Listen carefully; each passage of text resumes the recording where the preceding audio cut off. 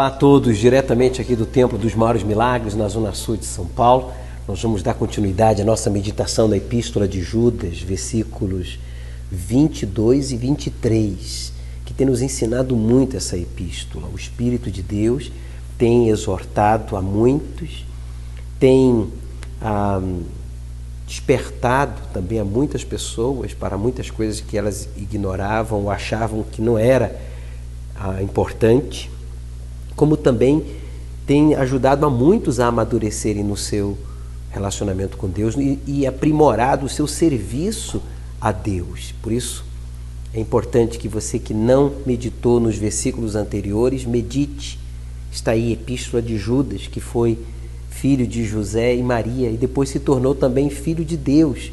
Foi irmão de Jesus por parte de mãe, mas não de pai, até que ele recebeu o mesmo Espírito que o seu irmão Jesus tinha, e se tornou também filho de Deus e servo de Deus.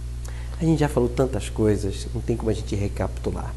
Mas bem, feche os seus olhos, por favor. Senhor Espírito Santo, abra o nosso entendimento para que a gente possa entender a tua boa, perfeita e agradável vontade, sendo nós mesmos, o sacrifício santo, agradável e perfeito a ti no teu altar, voluntariamente. Se há uma dor, um mal-estar, um cansaço, algo que impede esta pessoa de entender a tua palavra, de aceitá-la, de praticá-la, que agora, neste sopro, saia todo o mal. Amém. Graças a Deus. Vamos meditar? Está aí, olha. Apiedai-vos de alguns, usando de discernimento. Você está vendo? Deus, o Espírito Santo nos exorta a você ser piedoso. Piedade não é pena. Piedoso é você perdoar, ser compassivo, ser misericordioso, ser paciente com essa pessoa que, infelizmente, ela errou. Ela conhece a verdade, ela falou da verdade, ela ensinou a verdade, mas sem razão ou por alguma razão desconhecida de nós, essa pessoa se corrompeu. Essa pessoa, ela, infelizmente, caiu em tentação. É um ex-evangelista, um ex-auxiliar, um ex-colaborador, um ex-pastor, um ex-obreiro. Mas essa pessoa não deixou de ser humano. Ela está viva. Enquanto há vida, há esperança. Então, cabe você, como eu, está aqui escrito, apiedai-vos de alguns. Quem são esses alguns? Por que ele não fala assim, apiedai-vos de todos? Ele fala logo a seguir, usando de discernimento. Então, tem pessoas que erraram, por exemplo, na Igreja Universal. Recentemente, por exemplo, aqui em São Paulo, eu conheci várias pessoas que infelizmente erraram no seu caráter, erraram na sua fé, erraram na sua conduta, erraram no seu serviço a Deus, erraram. E muitos deles foram influenciados por pessoas mal intencionadas, pessoas hipócritas, pessoas dissimuladas, pessoas que pior que o erro que elas cometiam era não reconhecer o erro em si e achar que para os seus erros havia justificativa. Erros de caráter? Não tem justificativa. Erros da fé a gente poderia até aceitar se a pessoa fosse ignorante das Escrituras Sagradas, mas não é o caso. Você, como eu, temos a Bíblia Sagrada de Gênesis a Apocalipse. Então, não somos crianças, não somos ignorantes da verdade e da vontade de Deus. Mas bem, essas pessoas, muitas delas erraram e foram induzidas ao erro, mas elas foram sinceras, reconheceram o seu real estado e se humilharam perante a Deus. Foram removidos da obra? Sim, mas não da igreja. Você que conhece alguém que foi removido da obra e essa pessoa ficar alegando o seu afastamento da fé, da igreja, das reuniões de domingo, quarta, sexta, por causa da sua exclusão, ele foi excluído pelo próprio Deus que deu a ele a oportunidade, em diferentes ocasiões, de reconhecer o seu pecado, confessar o seu pecado e abandonar o seu pecado, mas que foi ignorado. Ele ignorou. E Deus respeita a decisão de cada um. Deus não vai obrigar ninguém a obedecê-lo, a amá-lo, a servi-lo em santidade, de bom grado. Então está aqui escrito que a gente deve se apiedar de alguns. Quem são esses alguns? Ele fala aqui, usando de discernimento. Usa de discernimento. Tem pessoas que estão na igreja, por exemplo, saíram, foram excluídos da obra, não são mais obreiros, não são mais auxiliares, não são mais esposas de pastores, não são mais pastores, não são mais bispos, mas estão na igreja. Estão na igreja, estão vivendo a fé.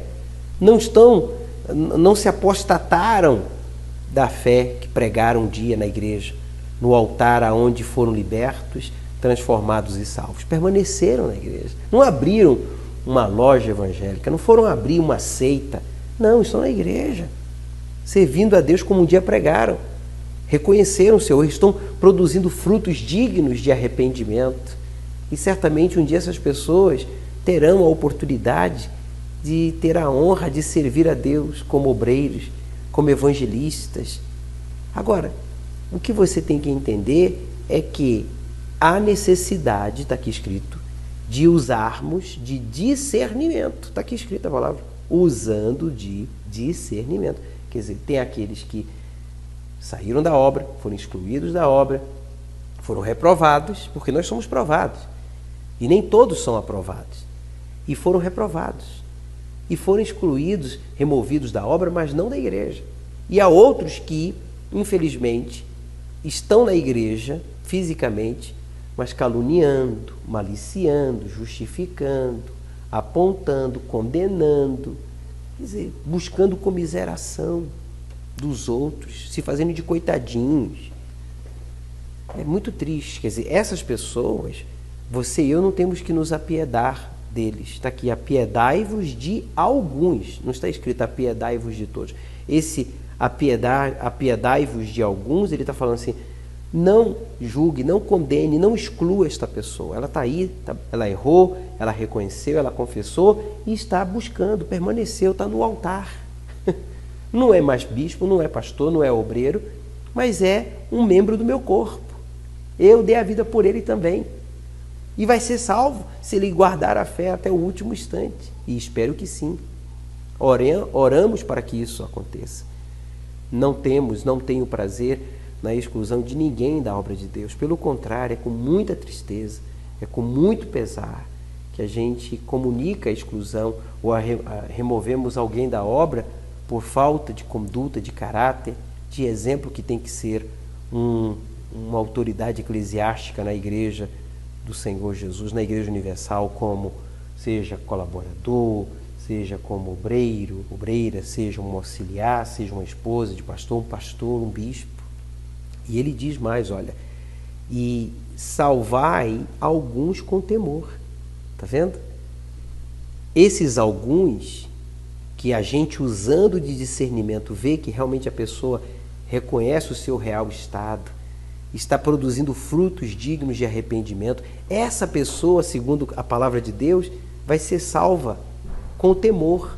Vamos ajudá-lo com temor, vamos ajudá-la com respeito, com consideração, mas que ela também, essa pessoa, ela seja temente ao Senhor. E ele fala, arrebatando-os do fogo. Quer dizer, elas estão no fogo do inferno, no fogo da acusação, no fogo do juízo. Estão prestes a serem condenadas, mas a gente deve usar de piedade, não de pena, piedade. Piedade usa a razão, a inteligência, a gente, como está escrito aqui, o discernimento. A pena é o coração. Estou com pena. Então você usa a emoção. Vou tolerar, vou aceitar. Que é meu primo, que é meu filho, que é meu irmão, que é meu cunhado. Não. Como disse uma mãe outro dia, falando para o filho, né? Disse ela, meu filho, você fez a segunda escolha mais sábia da sua vida. Uma mãe, né, falando para um filho auxiliar, eu ouvi o áudio, dizendo, a primeira foi ter aceitado o Senhor Jesus como o seu Senhor e seu Salvador. E a segunda escolha mais sábia que você fez, e que eu me orgulho muito como mãe, é que você tenha aceitado o chamado de servir a Deus tempo integral no altar da Igreja Universal, onde Deus te libertou, te salvou. Por isso, ela dizendo, né, eu escutando um áudio da mãe, aqui em casa a mamãe ama você, você sempre estará no coração da mamãe, do papai, mas aqui em casa não tem um quartinho para você, nem cama não. Não tem volta atrás não. Se você sair da obra, se você for excluído, da onde você estiver, desapareça. Porque mesmo mamãe amando você, sendo de Deus, aqui não tem lugar para quem retrocede, para quem tira a mão do arado, para quem olha para trás.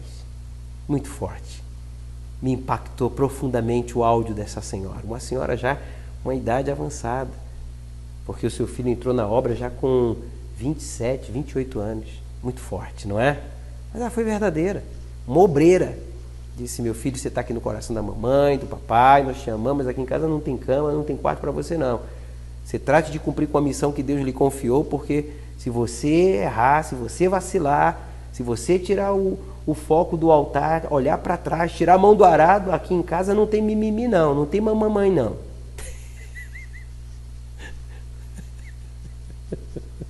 Não preciso dizer que ela é nordestina, né? Mas bem, com todo respeito ao pessoal do Sul e do Sudeste. É muito forte. Oh, Jesus. Está aí, olha. E salvai alguns com temor, arrebatando-os do fogo, odiando até a túnica manchada da carne. Quer dizer, a gente tem que levar a estas pessoas a consciência de que até a roupa manchada, a túnica, a roupa, né? Aquela aparência, aquela capa de bispo, de pastor, de esposa, aquela capa, né? De obreira, de colaborador, de coordenador, manchada pelo pecado, tem que ser, está aí escrito, olha, odiada. Não o título, né? Estou falando, está falando aqui é que a pessoa pecou e ainda fica mantendo aquela capa, mas a capa está suja. Para que manter essa capa, essa faixa, ou essa fachada de religioso, de espiritual, de Deus, quando o seu caráter, você falhou no seu caráter, você falhou na sua fé, você falhou na sua conduta. Então o que você tem que fazer? Não é se condenar, não é sair da igreja, não é ir para o mundo, eu errei, não estou mais na obra, agora eu vou me lançar no mundo. Não, isso vai provar que realmente você então nunca foi de Deus, ou é um ingrato. Mas se você errar, reconheça o seu erro. E até a túnica manchada pelo pecado, está aqui escrito, pela carne, pelas coisas da carne, pelas obras da carne, a fornicação, a mentira, o esquema, o roubo, a rebelião, a ingratidão, joga fora, se desfaça dessa túnica. A túnica no passado tinha um grande valor. A túnica no passado era como se fosse o sobretudo, né? Mas bem, desfaça-se disso, porque é melhor você perder a túnica, perder o título, mas manter-se salvo. O que ele está falando aqui é desses alguns que, errando, buscam e encontram o erro em si e são transformados, renovados e ainda mais usados por Deus. Bem, ficamos por aqui, já falamos muito. Semana que vem nós daremos continuidade à nossa meditação aqui desde o Templo dos Maiores Milagres na Zona Sul de São Paulo. Nos veremos na Iurde ou nas nuvens. Até lá!